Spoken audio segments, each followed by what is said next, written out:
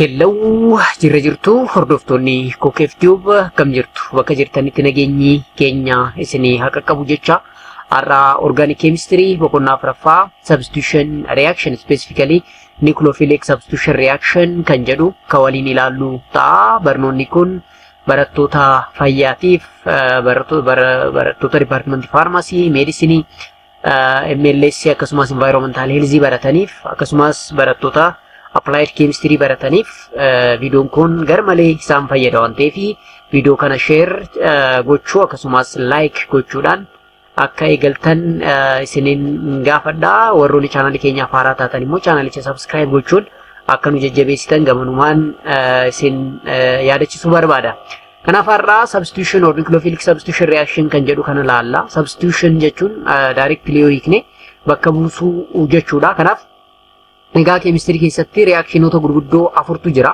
Inni jalqabaa substitution reaction jedhan, lammaffaa elimination reaction kan jennuudhaan, sadaffaan addition reaction jedhan, inni afuraffaa immoo rearrangement reaction jennaani. So the major organic chemistry reaction kanneen jedhaman kunniin isaan afran kana jechuudha. Kana keessa inni jalqabaa egaa substitution reaction kan jennuunidha. Substitution reactioniin kun garuu nucleophilic substitutionidha sila ta'ee fi maa inni nucleophile jechuun kan jedhu dura laaluun baay'ee gaariidha. Wanti substitute godhuun nucleophile yoo ta'e wanti substitute godhamu sun immoo maal jedhama kan jedhus sirriitti kan ilaallu ta'a jechuudha. Therefore, a type of reaction in which a nucleophile replaces a living group in the molecule that undergoes substitution or substrate is called nucleophilic substitution reaction jedhama. Kana jechuun asitti akkuma argaa jirtan kuni substrateidha. Kun immoo nucleophileidha. Egaa nucleophile kun gaafa garana dhufu X'n tuni living group taatee baate jechuudha. Kanaaf bakka X kana nucleophile tu bakka bu'a. So R nucleophile plus X ta'a. X kun living group yookaan groupii gadhiisaa jennaan jechuudha. Egaa living groupiin kunniin salphumatti asitti kanneen citanii ba'an bifa kanaan jiraachuu danda'u. Tokko tokkoon isaan immoo kanneen didantu jira jechuudha. Kanaaf living group can be classified into good living group and poor living group jennee immoo bakka lamatti qooduu dandeenya jechuudha. Maarree living groupiin kana yoo ta'e nucleophile jechuun immoo maal jechuudha? So, nucleophile mean any negative ion uncharged molecule with unshared electron pair or pi bonded. A base that donate electron to the substrate. Gabaabumatti nucleophile jechuun tujjaara elektiroonii jechuudha. Elektiroonii kennuu kan danda'u jechuudha. Kana jechuun elektiroonii kennuudhaaf immoo maal qabaachuu qaba? Negative ion qabaachuu qaba. Uncharged molecule with unshared electron pair qabaachuu qaba. Yookaan immoo pi bondii qabaachuu qaba jechuudha. Kanaaf Gruppii akkanaatiin nucleophile jennaan jechuudha. Nucleophile jennaan. Kanaaf nucleophilein kun akkuma argaa jirtan lone pair asitti minus charge qaba, asitti immoo lone pair qaba. Kana qabatee gaafa dhufu X'n tuni asirraa cittee bifa kanaan baati, asitti immoo nucleophilein attach ta'a jechuudha. Therefore, adeemsa kanaan isa nucleophilic substitution reaction kan jennuun. So nucleophilic substitution reaction immoo bakka lamatti qoonnaa. Inni jalqabaa SN2 kan jennudha. Nucleophilic substitution bimolecular reaction kan jedhamu. Lama isheen kun maal agarsiifti? Bimolecular. Reactioniin akkana amaloota inni agarsiisu qaba. Inni jalqabaani second order kineticsdha. Chemical kinetics isa yoo ilaalle second orderidha. Reactionichi bimolecularidha. Rate of reaction irratti nucleophilein akkasumas substratein appear ta'a. Reactionichi concerted dha gaafa jennu one step reaction jechuudha. Bond breaking and bond formation kan occur at the same time. Bondiin ni caba, bondiin bakka bu'a. Haarufti immoo ni uumama. Taatiin kun kan taasifamu step tokkoon. Akkuma asitti argaa jirtan bondiin kun RX ture. RX kun bondiin cabuudhaan R nucleophilein kun ni uumame jechuudha. Kanaaf bondii cabsuu fi bondii uumuun step tokkoon kan adeemsifamu yoo ta'e reaction achi akkasitti maal jennaani concerted reaction jennaan jechuudha. So when you say concerted one step jechaa jirra jechuudha. No kana jechuudha one step reaction. So nucleophilein kun as dhufee bondiin haarofti ni uumama. Bondiin duraan ture kun immoo ni caba jechuudha. Rate of reaction irratti akkuma argaa jirtan rate constant times concentration of nucleophile times concentration of substrate. Sababa kanaafi reactionichi second order kinetics kan jennuuni. Maaliif asitti poweriin tokkotu jira, asis tokkotu jira, tokko ida'u tokko lama waan ta'eef second order jennaan jechuudha. Second order jennaan. So in SN2 reaction nucleophilein maal ta'uu qaba? More reactive and unhindered ta'uu qaba. Unhindered jechuun haguuggii kan hin qabne jechuudha. Steric hindrance kan hin qabne ta'uu qaba. So the nucleophile approaches the carbon bond to the living group from backside attack or backside. Yes, akkuma argaa jirtan asiinii miti nucleophilichi kan dhufe. Eessaan dhufe? Duuba kanaan dhufe. Duuba kanaan. Kanaaf backside attack dha jechuudha. SN2 irratti reactionichi kan favor godhu backside attackidha. Backside attack. So isaanan kunniin nucleophilicity isaanii gaafa laalludha. Nucleophile jechuun ingidihi positive charge ta'uu danda'a, negative charge ta'uu danda'a, akkasumas neutral ta'uu danda'a. Fakkeenyaaf bishaan neutralidha. Garuu it is nucleophile. Kanaaf dandeettii nucleophilicity isaanii gaafa compare goonu NH greater than OR greater than OH jecha bifa kanaan deema jechuudha. Substrates unhindered jenneerra, unhindered jechuun steric hindrance kan hin qabne, haguuggiin kan ittiin baay'anne jechuudha. Kanaaf because of the number of R group on the carbon with the leaving group increase, the rate of SN2 reaction decrease jedha. Adaduma R groupin dabalaa deemuun yookaan haguuggiin dabalaa deemuun rate of reaction keenya immoo gadi bu'aa deemaa jechuudha. Kanaaf methyl is greater than primary, secondary, tertiary carbocation jedha. Kanaaf haguuggiin SN2 reaction irratti dhiibbaa guddaa qaba jechuudha. Living group reefu jenneerra, living group X kun akaakuu lama. Inni tokko good living group kan jennudha, inni biraa immoo poor living group. Good living group leaves relatively stable. Kana jechuun good gaafa jennu salphumatti asirra citee ba'uu kan danda'u yoo ta'e good living group jennaan. Kanneen immoo cituu hin barbaanne yoo ta'e immoo poor living group jennaani. SN2 reaction irratti good living group nu barbaachisa. So weakly basic molecular ion are more stable in the weaker base jedha. Ashaboomtoota gaafa laallu iodine greater than bromine, greater than chlorine, greater than fluorine. Down a group nucleophilicity ni bu'a yookaan gadi bu'a jechuudha. Steric hindrance decrease nucleophilicity but not basicity. Steric hindrance mean when the spatial arrangement of an atom or bulky group at the near reacting site of the molecule hinder or retard reaction jedha. Kana jechuun steric hindrance jechuun haguuggiidha jenneerra. Reaction centering keenya kaarbanii kana yoo ta'e, kaarbaniin kun karaa adda addaatiin, karaa afranuutiin kan haguuggamtu yoo ta'e, steric hindrance hin jira jennaani. Steric hindrance sun immoo rate of reaction maal godha? Hinder yookaan retard godha jechuudha. Stereochemistry isaanii gaafa laallu yeroo hundaa stereochemistry of SN2 reaction inverted ta'a. Maaliif jennaan nucleophile karaa backside taan dhufa waan ta'eef, yes, since the nucleophile approach the carbon bearing the living group from backside attack jedha. That is from the side directly opposite to the living group because of the living group blocks the approach of the nucleophile to the front side jedha. Egaa SN2 reaction irratti nucleophile karaa duubaatiin dhufa jenneerra. Backside attack malee front side attack hin danda'amu. Sababa kanaan stereochemistry maal ta'e yeroo hundaa inverted configuration ta'a jechuudha. Inverted configuration gaafa jennu maal jechuu keenya? Reactantiin keenya S yoo ta'e productiin keenya dirqama R ta'a jechuudha. Reactantiin keenya R yoo ta'e dirqama productiin keenya immoo S ta'a jechuudha. Isa kana maal jennaani? Inverted configuration jenna jechuudha. So the SN2 reaction proceed in a single step without any intermediate through unstable arrangement called transition state jedha. The reaction lead to the inversion or change of stereochemistry at the chiral center. Kanaaf chiral center yoo qabaate dirqama reaction sun inverted configuration qabaata jechuudha. Sababni isaas nucleophile karaa duubaatiin yookaan backside attacking waan dhufuuf jechuudha. Kanaaf SN2 irratti wanni qabachuu qabdan stereochemistry yeroo hundaa inverted akka ta'e yookaan immoo inversion waan jiruuf maaliif jennaan nucleophile karaa duubaatiin yookaan backside attacking waan dhufuuf jechuudha. Gara SN1 itti gaafa dhufnu nucleophilic amma SN1 jechuun by itself nucleophilic substitution unimolecular reaction jechuudha. Reactionichi more than one step dha. Inni SN2 reefu maal jenneerra one step reaction jennee ture. Inni kun garuu more than one step dha. Reaction tokko more than one step ta'e taanaani slow step and fastest step akkasumas intermediate step hin jira. A slowest step is rate determining step jenna. Rate determining step sun maal jechuudha? Iddoo carbocation itti form ta'udha jechuudha. Fakkeenyaaf brominiin gaafa asii cittee baatu carboniin kun plus taati. Carbon plus jechuun carbocation formation jechuudha. Carbon plus jechuun carbocationidha. Carbon minus jechuun carbanineidha inni irraa waan ta'eef. So step jalqabaa irratti the formation of carbocationidha. Inni kun slowest step sila ta'eef rate determining step jennaan. Rate gaafa ibsinu K times concentration of substrate jenna. Nucleophile asiin jiru jechuudha. Kanaaf order of reaction isaa tokko ta'a. Step lammaffaan bond formation dha. Amma carbocation erga uumame booda step lammaffaa irratti maaltu jira? Bond formation, new bond formation. Inni kun amma fastest step.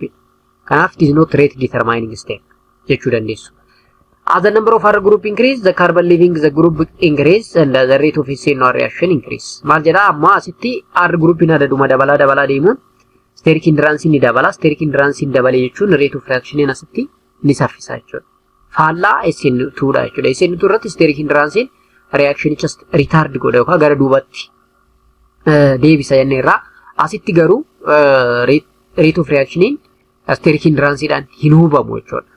Sababa kanaaf increasing rate of SN1 reaction methyl grade less than primary less than secondary less than tertiary ta. Kana jechuun stability of carbocation primary less than secondary less than tertiary or tertiary greater than secondary greater than primary jechuu ni dandeenya jechuudha. Karaa lamaaninu ibsuu ni dandeenya. Kanaaf kuni maal nutti agarsiisa? Steric hindrance rate of reaction of SN1 irratti dhiibbaa qabu jechuudha. Nucleophile weak nucleophile barbaada kuni maalif nucleophile rate of reaction irratti appear hin ta'u waan ta'eef no need of good nucleophile here. Living grouping garuu yeroo hundaa SN1 isaa ta'u SN2 irrattis maal ta'u qaba? Good living group or better living group ta'u qaba. Dafee kan gadhiisu ni filatama jechuudha. Ni filatama. Gara stereochemistry of SN1 reaction itti gaafa dhufnu stereochemistry of SN1 reaction maal ta'uu danda'a? Invert ta'uu danda'a yookaan retain ta'uu danda'a. Jijjiiramuu danda'a yookaan jijjiiramuu dhabuu danda'a. Kana maaltu murteessaa? Nucleophile attack the carbon from both side direction. Kana jechuun front side attackinis ni danda'ama, back side attackinis ni danda'ama. Reefu maal jenne SN2 irratti back side attack qofatu danda'ama jennee turre. Asitti immoo front side and back side attack is also possible. Kana jechuun stereochemistry maal ta'uu danda'a jechuudha? Invert ta'uu danda'a yookaan retain ta'uu danda'a.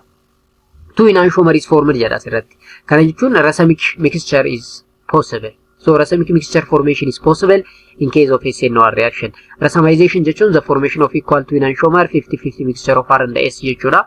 So asitti reactant keenya S ture, product keenya R ta'uu danda'a yookaan S ta'uu danda'a.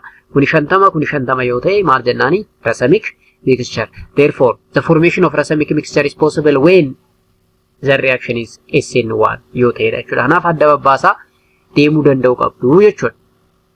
Maayinni application isaa substitution reaction application akkamii qaba gaafa jennu jalqabaa alkoolii oomishuudhaaf gahee guddaa taphata. Alkooliin maalirraa oomishama? Akkuma argaa jirtan beezii ida'u alkaayil hallayididha. Alkaayil hallayidha. Akkuma argaa jirtan beezii kanarratti OHtu jira. OH'n kun nucleophile. Isheen kun immoo brominiin living groupidha. Bifa kanaan cittee baati. Kanaaf alcohol plus saltitu uumama. Wanni nuti barbaadnu alkooliidha jechuudha. Inni tokko alcohol synthesis keessatti substitution reaction gahee taphata jechuudha. Application isaati kan nuti ilaalaa jirru. Inni biraa synthesis of ether. Ether karaa akaakuu lama qabna. Symmetrical ether and unsymmetrical ether jennee bakka lamatti qooduu dandeenya. Symmetrical ether qopheessuudhaaf condensation reaction of alcohol adeemsifna. Yes, simply condensation of alcohol in the presence of sulfuric acid result in symmetrical ether. Symmetrical ether jechuun maal jechuudha? Oksijiinii irraa dhaabbannee garri mirgaa fi garri bitaa substituent jiran suni wal qixa yoo ta'e asis ittiilidha, asis ittiilidha. Kanaaf diethyl etheridha waan ta'eef symmetrical ether jenna. Unsymmetrical yoo ta'e garuu oksijiinii irraa dhaabbannee garri mirgaa fi garri bitaa wal qixan ta'u. Adeemsi unsymmetrical ether ittiin qopheessinu immoo Williamson synthesis jedhama. Inni kun asidii jalatti acid catalyst osoo hin taane under basic catalyst dha. Conditionin isaas ni jijjiirama. Symmetrical ether under acid catalyzed dha. Unsymmetrical ether immoo basic condition dha jechuudha. Therefore, unsymmetrical ether synthesis is called Williamson synthesis. Williamsoniin maqaa namaati. Reaction immoo SN2 reaction dha. One step reaction dha jechuudha. So nucleophilic substitution of an alkyl halide less substituted such as primary alkyl halide by an alkoxide gives ether jedha. Methyl halide and the primary alkyl halide are the best substrate jedha. Yeroo baay'ee SN2 ta'e taanaan steric hindrance hin barbaadu sila ta'eef primary alkyl halide yookaan methyl halidein more better substrate dha jechuudha. Steric hindrance sila hin qabneef jarri sun. Kuni mekaanizimii isaa nutti agarsiisa. Fakkeenyaaf tertibutyl alcohol ida'uu ethyl bromide in the to produce unsymmetrical ether called tertibutyl ethyl etherine. Akkamitti hojjetame kan jedhu asirratti ilaaluu dandeessu mekaanizimii isaa jechuudha. So ifaan inni kun synthesis of amine dha. Especially primary amine yeroo baay'ee alkyl halide irraa oomishuu dandeenya ammonia wajjin wal nyaachisuudhaan. Kanaaf if alkyl halide is treated with ammonia, alkyl ammonium halide result in the free amine can be released by neutralization of salt with sodium jedha. Kanaaf alkyl halide ida'uu ammonia asitti primary amine oomishuu ni dandeenya jechuudha. Kanaaf more of primary amine can be produced by using substitution reaction fayyadamuudhaan jechuudha. Substitution reaction fayyadamuudhaan jechuudha. Inni biraa synthesis of carboxylic acid dha. Egaa carboxylic acidis karuma kanaani kan itti oomishuu dandeenyu. So nitrile can be prepared by SN2 reaction between primary and the secondary alkyl with sodium cyanide. So sodium cyanide primary and the secondary alkyl alkyl nyachisuudhaan carboxylic acid oomishuu dandeenya. Reaction kuni SN2 dha. Gaafa jennu bond formation and the bond breaking takes place at the same time. Jecha jirra karaa biraatiin yookaan the reaction is concerted jecha jirra jechuudha. So nitrile group can be hydrolyzed to carboxylic acid in either acid or base catalyst jedha. Maybe under basic media or acidic media ta'uu danda'a. Nitrile plus water or base resulting carboxylic acid plus ammonium. Ammonium cation kun is byproduct jechuudha. Kanaaf cyano or nitrile react with water in the presence of acid catalyst, acid base catalyst to acid acid catalyst, heating bakka jirutti carboxylic acid oomishuu dandeenya. Inni biraa substitution fayyadamuudhaan alkene and alkene oomishuu dandeenya jechuudha. Fakkeenyaaf acetylene ida'u sodium amide, sodium acetylate plus ammonia ta'a. Sodium acetylide kana alkyl halide wajjin wal nyaachisuudhaan alkyne argachuu dandeenya. Alkyne kana irratti immoo hydrogen dabaluudhaan alkene irratti hydrogen ammas dabaluudhaan alkene argachuu dandeenya. Kanaaf hydrogen in platinum carbon jedha.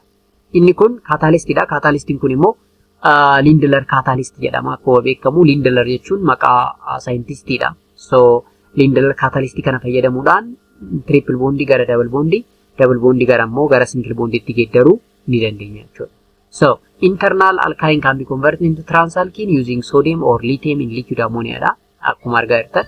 In addition of hydrogen to an internal alkyne in the presence of Lindler catalyst forms cis alkene. Prepared by precipitating palladium on calcium carbonate or treating with lead acetate in quinolin jedha. Akkamitti Lindler catalystiin akka oomishame nutti himaa jira asirratti. Kanaaf gabaabumatti alkyne gara alkene gara alkeneetti geeddaruu akka dandeenyu nutti himaa. Inni biraa synthesis of epoxide and epoxide ring opening dha. Epoxide jechuun cyclic ether dha gabaabumatti. Cyclic ether kun akkamitti hojjetame yoo jettan gabaabumatti alkene carbon double bond irratti peroxy acid yoo daballe oxidation reaction adeemsisuudhaan akkuma argaa jirtan epoxide oomishna. Epoxide jechuun cyclic ether jenneerra waan ta'eef. Amma cyclic ether kana irratti akkuma argaa jirtan oxygen jira.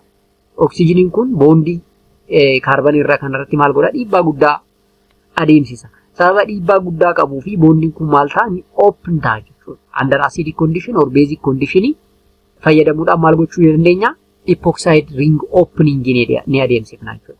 Epoxide kun ringiin isaa gaafa banamu dhuma irratti maal arganna? Alkoolii arganna jechuudha. So acid catalyzed epoxide opening result in alkoolii ta'a jechuudha. So the more substitute carbon is more likely to be attacked because after the epoxide is protonated, it is so reactive that one of the bond begin to break before the nucleophile has a chance to attack. If the protonated epoxide break preferentially in the direction that puts the partial positive charge on more substitute carbon because a more substitute carbon is a more stable jedha. Egaa carbocation addanuma substituent qabaatuun tertiary carbocation uumaa deema waan ta'eef tertiary carbocation uumuu jechuun immoo stability isaa dabalu jechuudha waan ta'eef isa sana nutti himaa jira. So water or alcohol can open an epoxide ring in the presence of acid. Trans 1,2 disubstitute cycloalkane are formed jedha. So under acidic condition and the basic condition, the same phenomena can be under the same condition jechuudha. Egaa asirratti akkuma argaa jirtan kun epoxide dha. Epoxide kana ringi isaa gaafa open goonu enantiomeric product uumaa jechuudha. Alkoolii dha. Alkooliin kun garuu enantiomeric mixture qaba jechuudha. Enantiomeric mixture kana jechuun inni kun they are the mirror image dha jechuudha. Mirror image dha jechuudha. Inni biraa base catalyzed epoxide ring opening dha. The same dha inni kunis. Base catalyzed or acid catalyzed ring opening of an epoxide dhuma irratti maal arganna? Alkoolii maal arganna? Onni harooftoonni uumamu hin jiru jechuudha. Isa kana bifa kanaan irra dabarra. Inni biraa malonic acid malonic ester synthesis kan jennudha. Inni kunis application of substitution reaction keessaa isa kan biraadha. So the malonic ester synthesis converts diethyl malonate to carboxylic acid jedha. So alkylation of alpha carbon of diethyl propane diet or diethyl malonate or malonic ester. The decarboxylation of beta carboxylic acid can be used to prepare carboxylic acid of any desired chain length jedha. Egaa dhumni keenya malonic ester synthesis irratti carboxylic acid argachuudha jechuudha. Fakkeenyaaf ishee kana laala asitti ester moiety jira, ester moiety jira. Carboniin tuni garmalee electrophile taati. Isheen kunis garmalee electrophile taati. Hydrogeniin jidduu jirtu kun immoo garmalee acidii taati. Maaliif jennaan ollaa ishee irratti electrophile cimaa lamatu jira waan ta'eef hydrogeniin kun more electrophile ta'aa deema jechuudha. More acidic ta'aa deema jechuudha. Kanaaf acidummaa isaa gadi buusuudhaaf maal gochuu qabna? Dirqama hydrogenii kana R groupiidhaan substitute goona jechuudha. Akkuma argaa jirtan asitti alkyl halide dabaluudhaan by using SN2 reaction R group kan beektaa jira. Amma R groupii kana gaafa daballu isheen kun hamma tokko acidummaan hydrogenii gadi bu'aa deema. Ammas dhokataadhaan hydrogeniin tokko jirti. Hydrogenii sana ammas R groupii kan biraatiin substitute gochuudhaan di-alkyl malonic acid ester arganna jechuudha.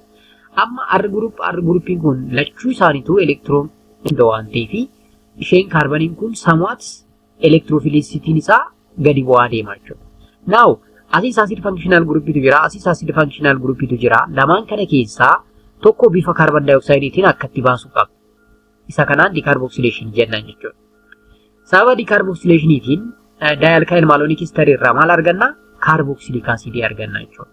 Therefore, asitti akkuma argaa jirtan, it is prepared carboxylic acid of chain of any desired chain length jedha waan ta'eef dhumni keenya the production of carboxylic acid ta'a jechuudha. Carboxylic acid ta'a jechuudha. Inni kunis isuma sana agarsiisa. Deprotonation of an ester to form an enolate jedha. Deprotonation jechuun hydrogen asirra fudhachuudha. Yeroo sana enolate arganna. Enolatein kun resonaansii uumuudhaan stabilize ta'uu barbaada garuu ta'uu hin danda'u. Then SN2 reaction of enolate fayyadamuna alkyl halide itti daballa. Now new carbon bond can be formed around here.